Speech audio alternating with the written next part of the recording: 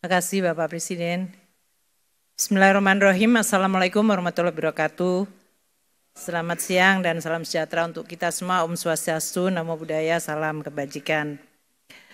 Bapak Presiden yang kami hormati, Bapak dan Ibu sekalian, Kabinet Merah Putih dan seluruh hadirin yang kami hormati. Saya juga ingin menyampaikan selamat Idul Fitri kepada Bapak dan Ibu sekalian yang merayakan dan mohon maaf lahir batin.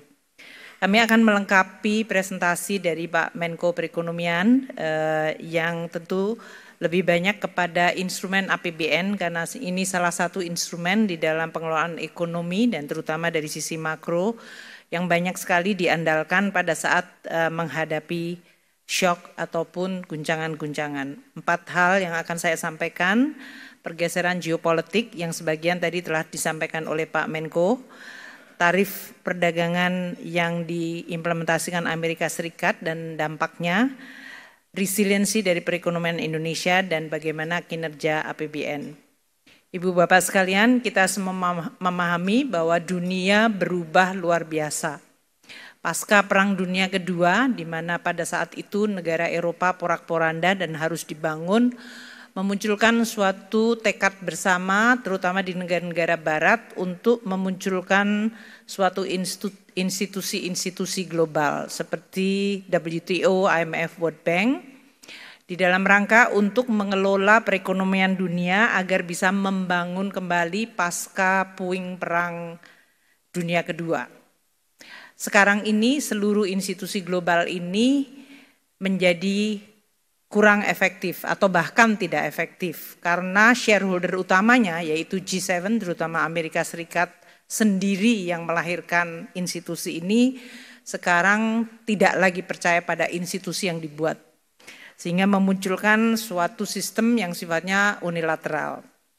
Ini rule base yang selama dikenal sejak Perang Dunia Kedua sekarang menjadi tidak pasti. Di sisi lain memunculkan blok-blok baru termasuk BRIC tadi dan juga kebijakan yang semuanya cenderung menjadi dalam situasi tidak pasti intensitas dari persaingan yang sangat runcing, setiap negara pasti instingnya adalah menjaga domestiknya. Maka banyak kebijakan ekonomi menjadi inward looking.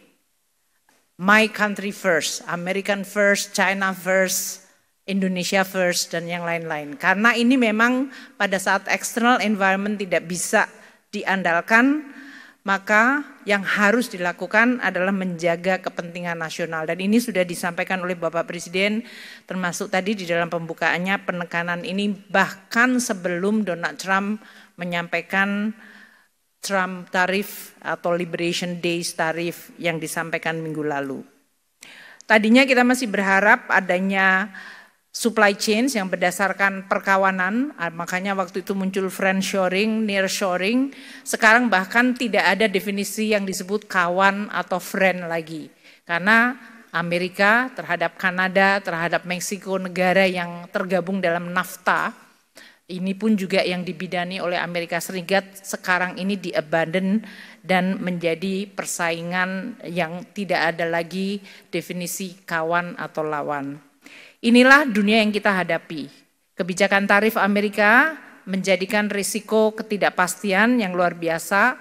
Kalau kita lihat timelinenya selama satu episode 1 Februari hingga April ini dalam 2 bulan telah mengubah lanskap perekonomian global. Pada saat Presiden Trump tanggal 1 April mengeluarkan executive order untuk mengatakan Kanada diberikan tarif 10% dan untuk energinya 25%, Meksiko diberikan tarif 25% dan Tiongkok 10%, itu telah mengubah seluruh tatanan perkawanan yang tadinya dianggap taken for granted itu akan terus berjalan.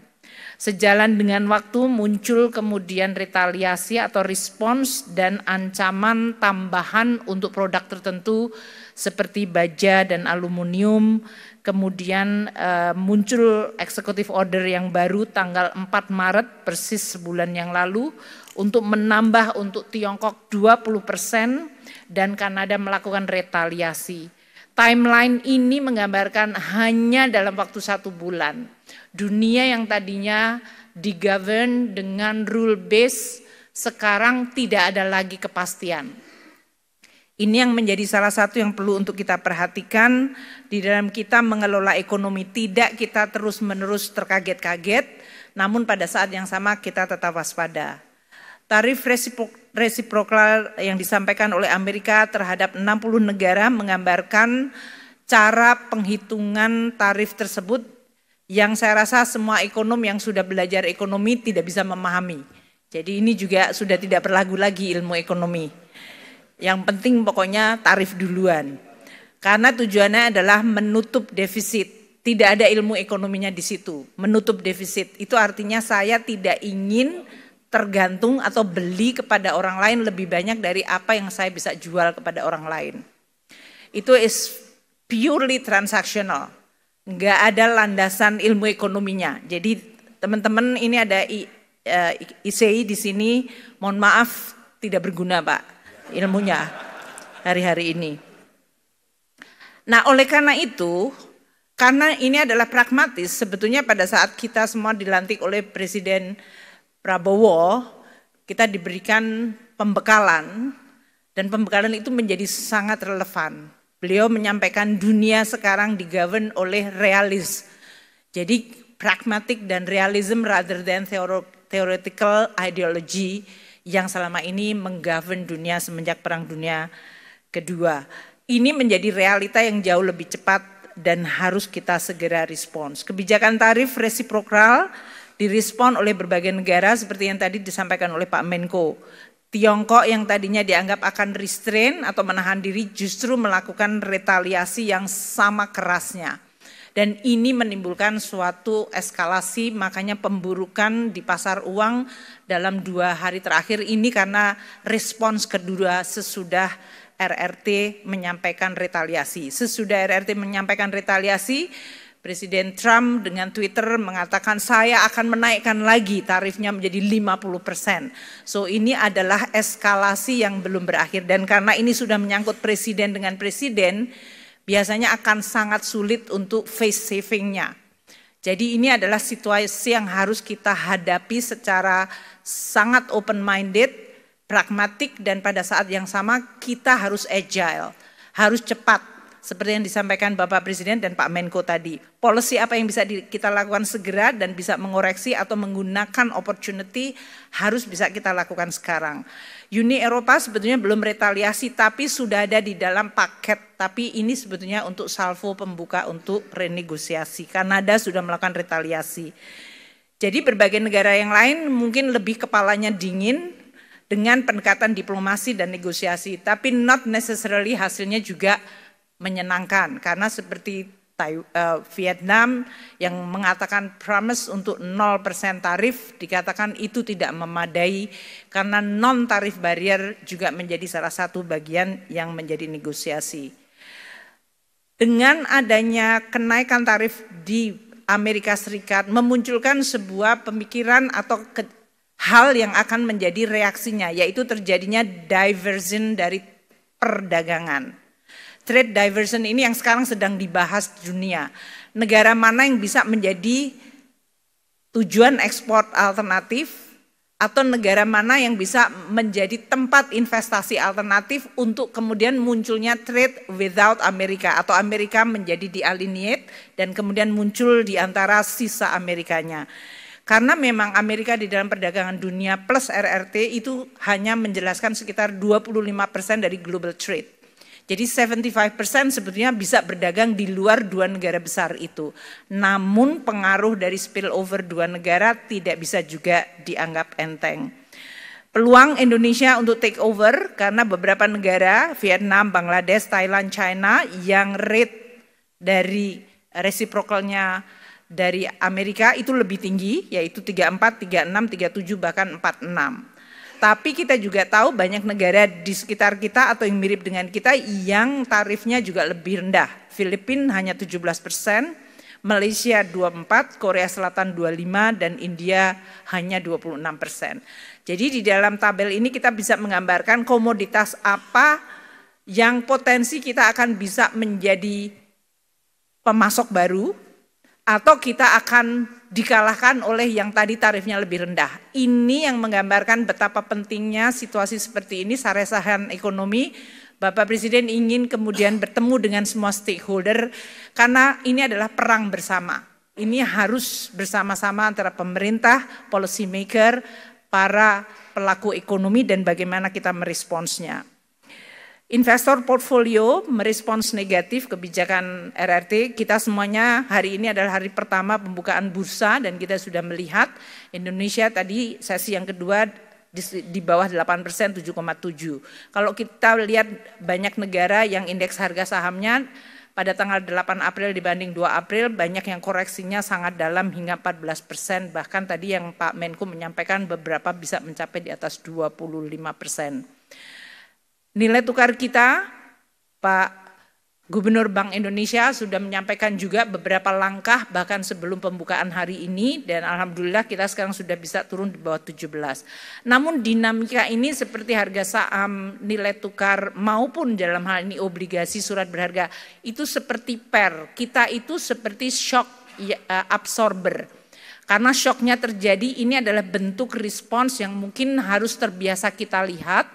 Namun tidak berarti kita kemudian shifting attention-nya dari fondasi yang tetap harus dijaga.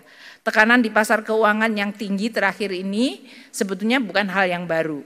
US Treasury baik yang 2 tahun maupun 10 tahun agak melemah karena dia dianggap safe haven, tapi dolar indeksnya juga melemah. Jadi kepercayaan 100% terhadap dolar juga mulai menurun. Sementara fixed index yaitu volatility juga meningkat, tapi kalau kita bandingkan pada saat COVID, kenaikannya sebetulnya masih relatively manageable. Tapi ini menggambarkan suasananya, alamnya juga tetap hati-hati, tanpa panik. JP Morgan, Goldman Sachs, semuanya mengatakan bahwa Amerika kemungkinan masuk ke resesi, probabilitasnya sekarang naik ke 60%, dari tadinya di bawah 50%. Dengan outlook seperti itu, tidak heran maka commodity price menurun, karena nanti demand turun kalau terjadi resesi. Kita lihat harga komoditas dari asumsi.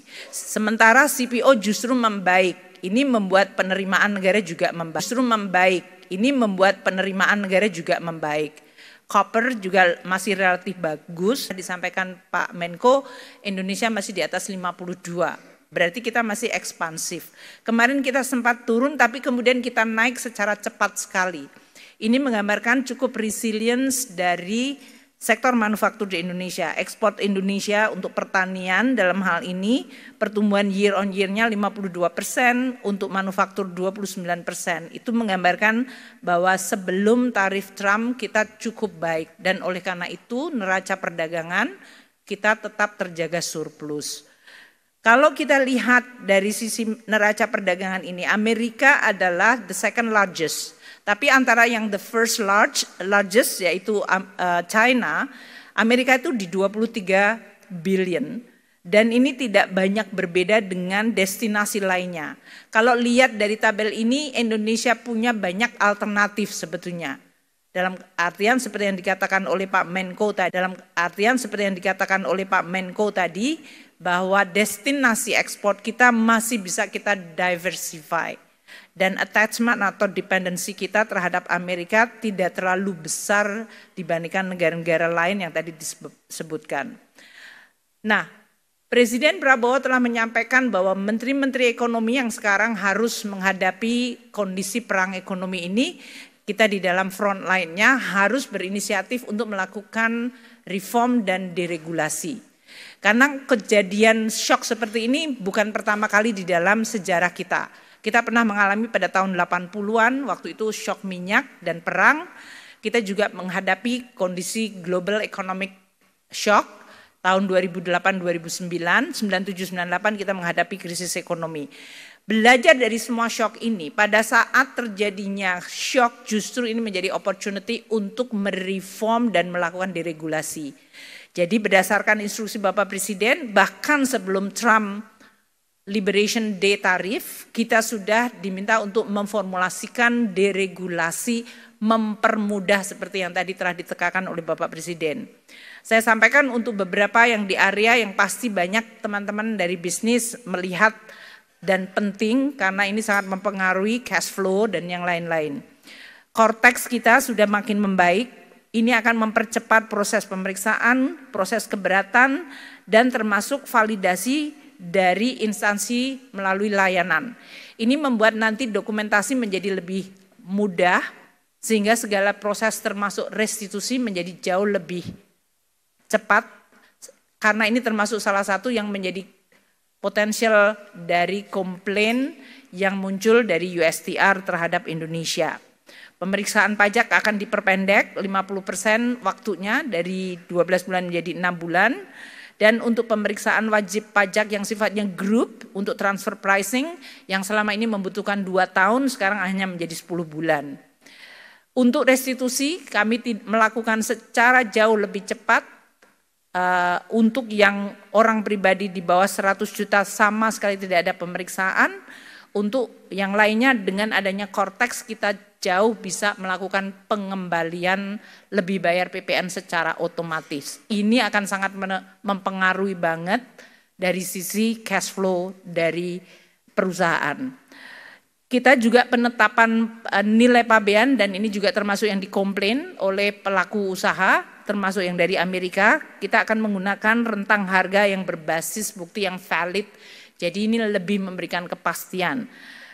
Penghapusan kuota import dan peraturan teknis ini disampaikan oleh Bapak Presiden, ini akan sangat membantu karena kuota itu tidak memberikan penerimaan negara, menambah beban transaksi dan menimbulkan ketidaktransparan.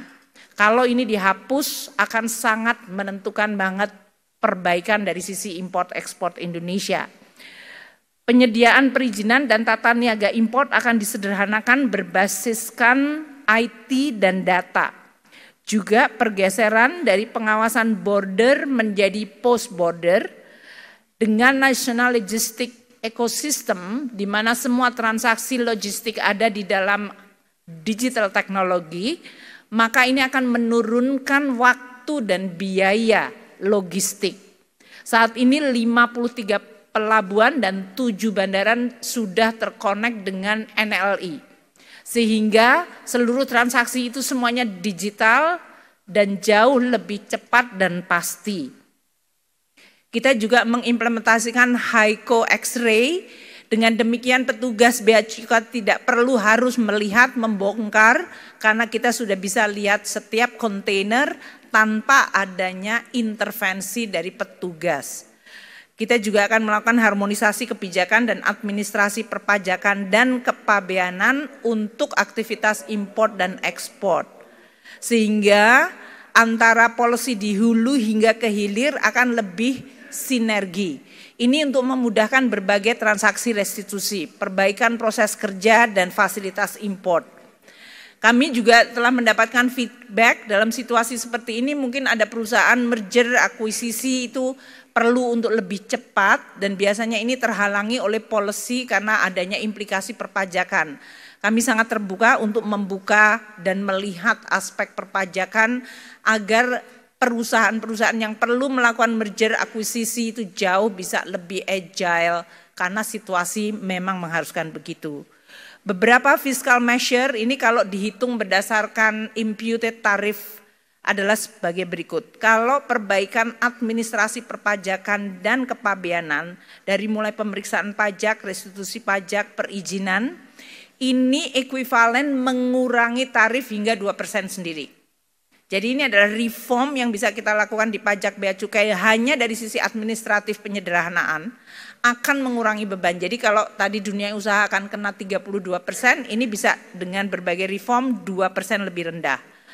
Kebijakan perpajakan untuk PPh import, kami akan melakukan penyesuaian untuk produk tertentu yang tadinya antara 2,5 ke hanya 0,5%. Ini berarti mengurangi lagi 2% beban tarif.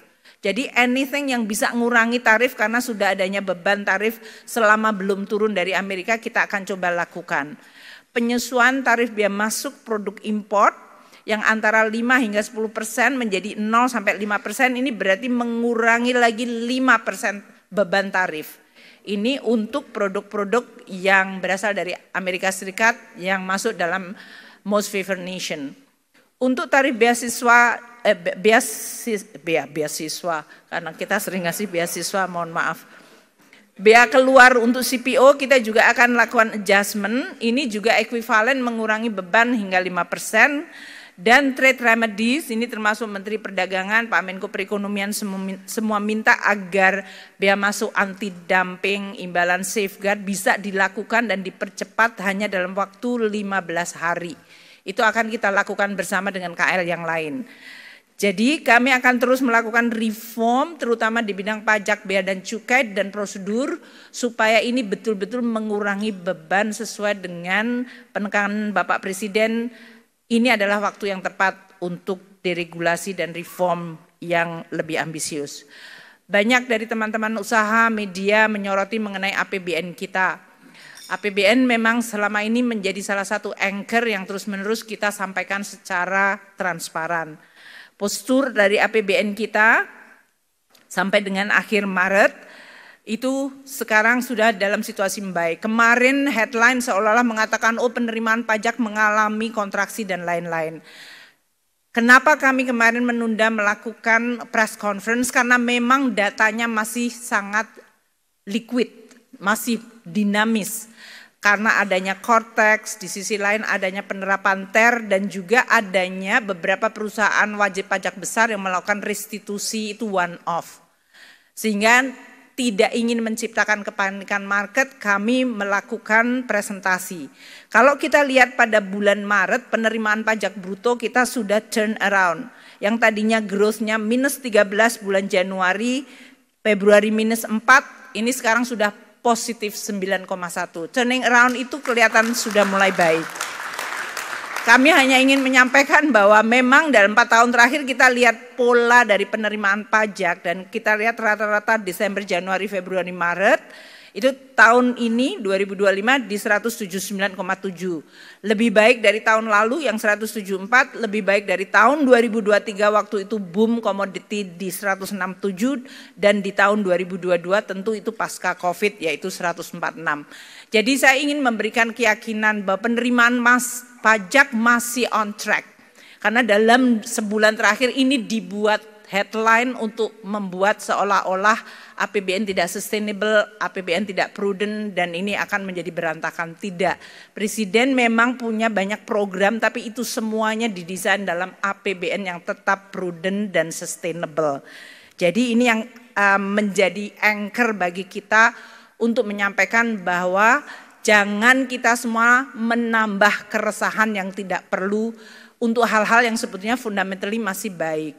Saya juga minta untuk para pengamat, para IC dan yang lain-lain untuk juga membantu. Untuk sisi belanja pemerintah, kita masih on track. Meskipun banyak program besar yang Bapak Presiden telah sampaikan, kita tetap memantau secara detail.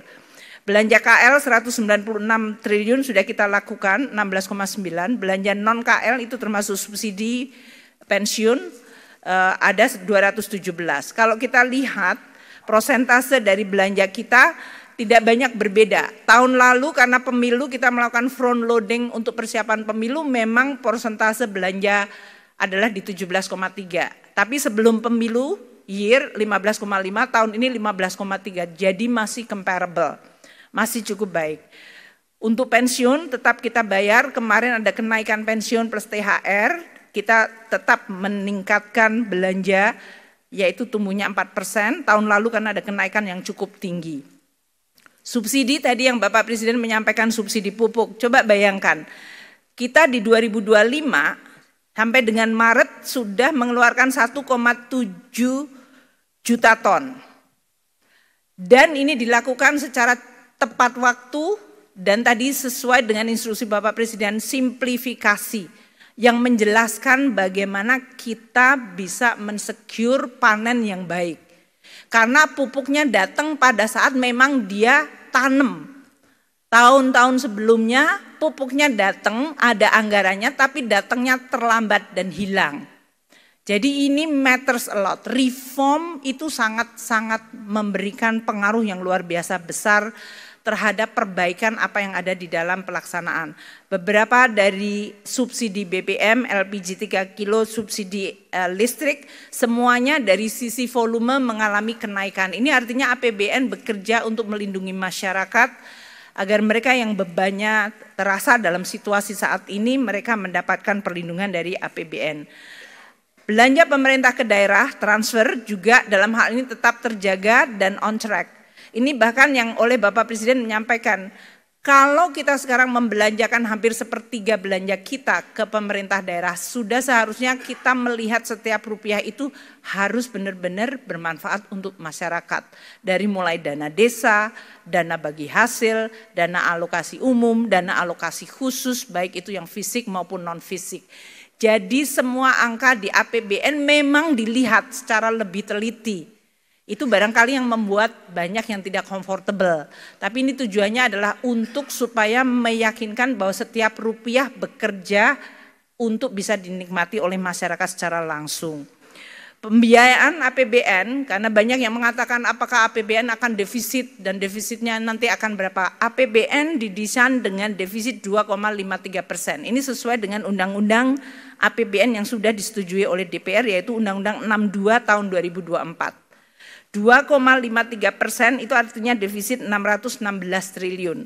Sampai dengan sekarang defisit dan pembiayaan kita bisa isu 250, untuk surat berharga negara kita 282. Memang terjadi kenaikan karena kita melakukan front loading, mengantisipasi bahwa Pak Trump akan membuat banyak disruption.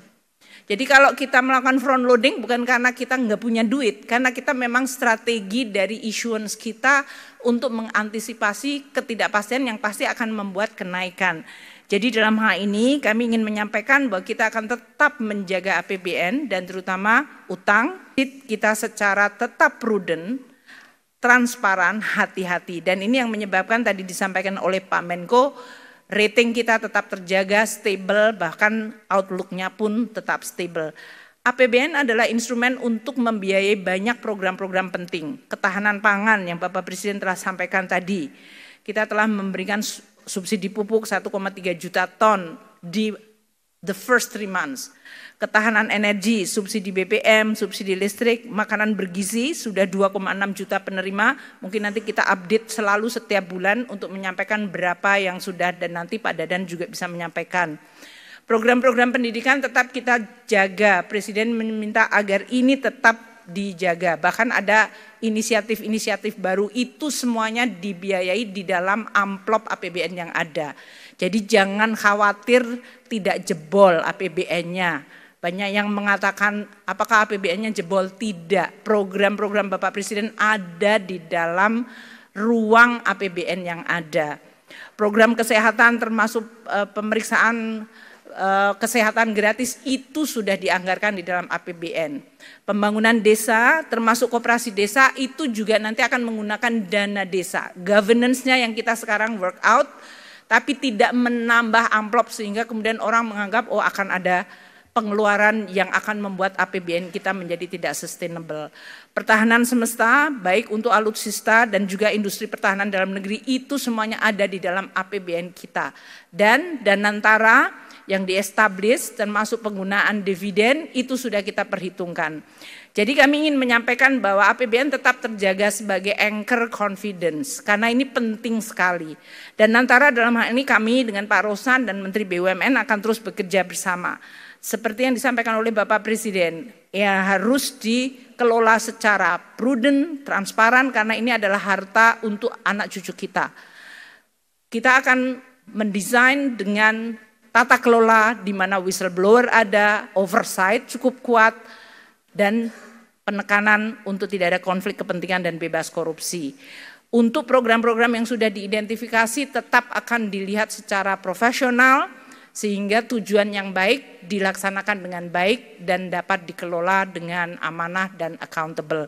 Itu yang tentu akan memberikan assurance. Bersamaan nanti kita akan bersama-sama dengan teman-teman BUMN dan Danantara untuk terus menyampaikan kepada para investor yang masih menanyakan, karena Danantara dan APBN termasuk dua hal yang terus dipertanyakan. Tapi saya ingin menyampaikan bahwa kami bertanggung jawab untuk menjaga kepercayaan Presiden, mission yang diberikan oleh Presiden, tapi juga kepercayaan dari market dan masyarakat. Karena itu semuanya adalah sama, tujuannya baik, dan oleh karena itu kita akan kelola dengan baik. Demikian yang bisa kami sampaikan, semoga bisa memberikan kejelasan dan juga memberikan juga ketenangan bagi masyarakat dan seluruh pelaku ekonomi. Terima kasih. Wassalamualaikum warahmatullahi wabarakatuh.